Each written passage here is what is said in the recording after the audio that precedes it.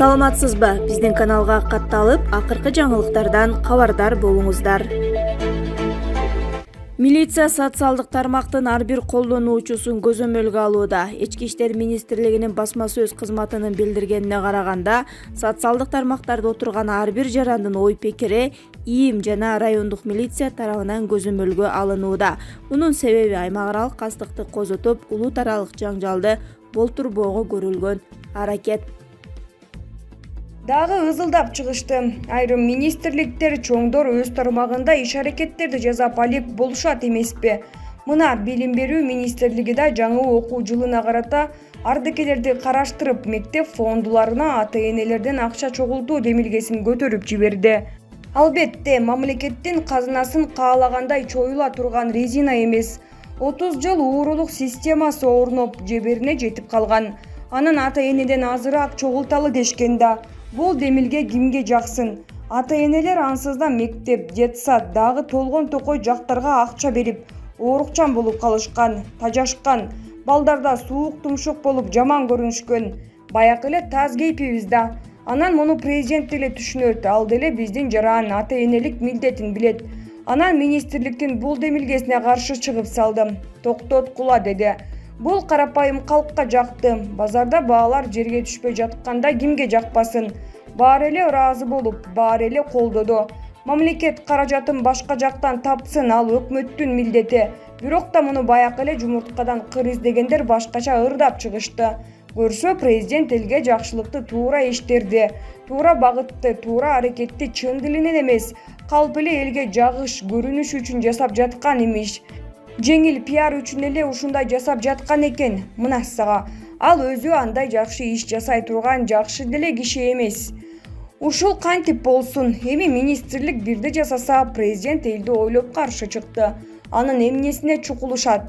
Эмнеге дароо бузукулук жасашат? Эмнеге эле жаман жагын издей беришет? Ырас, токтотуп койдубу? Сонун болду. Эми мектепке акча төлөбөйбүз. Анын эмнеси жаман?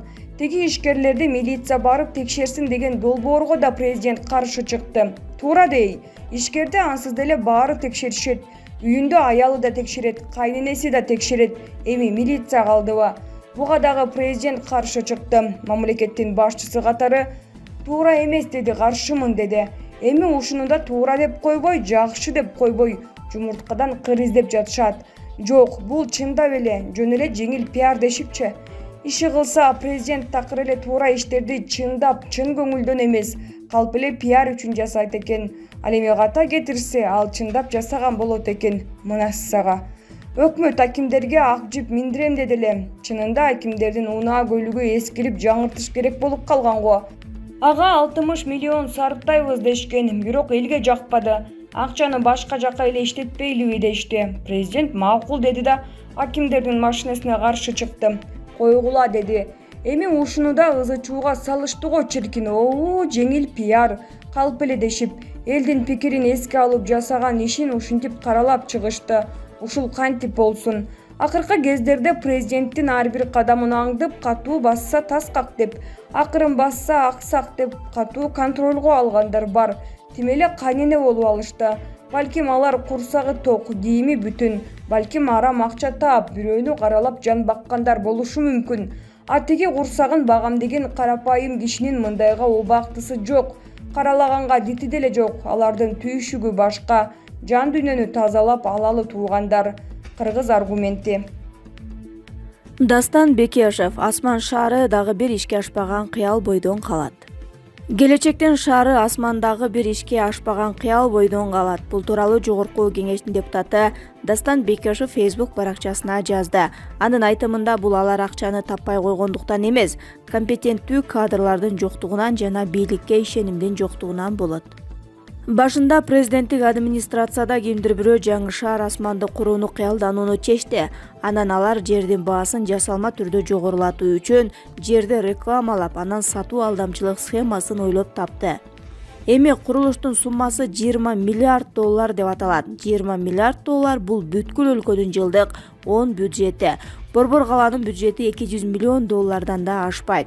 Депутаттын айтымында мындай амбициялуу максаттар коюлганда жакшы, бирок мындай долбоорлор суроонун негизги жообунан башталышы керек. биз кайда баратабыз? Биз жаңы президенттин кол астында 6 айдан ашык жашадык, бирок эч ким так көрсөтмө бере албайт. 1 жылда, 5 жылда бизди эмне күтөт? Жашообузду жакшыртып, кызыктуу кылуу үчүн эмне кылабыз? Өлкө башчысы бул суроолорго жооп бериши керек. Ал жолду көрсөтүшү керек. Азырынча андай нерсе жок. Аракеттер бар. Бирөөдөн тартып алуу, бирөөгө берүү, бир нерсени сунуштоо жана дароо жокко чыгаруу. Бирок максат жок. 1 тонна макулатураны көбөйтө турган жаңы стратегияларды жазуунун кажети жок. Өлкө лидери мындай учурда биз кайда болобуз жана бул үчүн эмне кылаарын жарыялашы керек, дейт Дастан Бекешев.